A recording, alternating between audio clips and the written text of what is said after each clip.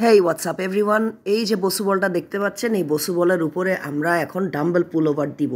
আমরা জানি যে ইউজুয়ালি চেস্টের আর এই ব্যাকের এই কম্বিনেশন ওয়ার্কআউটটা করলে আমরা ইউজুয়ালি ফ্ল্যাট বেঞ্চের উপরে ওয়ার্কআউটটা করে থাকি, কিন্তু আমি এই বসু বলের উপরে করে দেখাবো।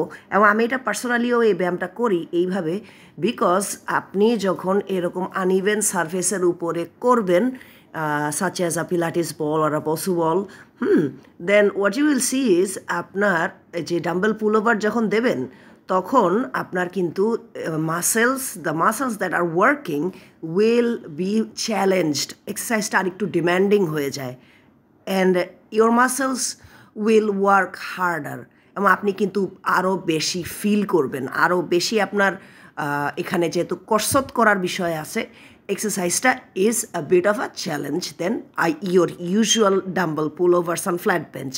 So you can do this and you will also feel an extra stretch. এই এক্সট্রা স্ট্রেচটা আমি মনে করি যে এইটা আপনারা যদি এক্সারসাইজটা অ্যাড করতে পারেন বা ডাম্বেল পুলওভারটা এইভাবে দেন, তাহলে আপনারা কিন্তু এক্সট্রা বেনিফিটস পাবেন। Thank you.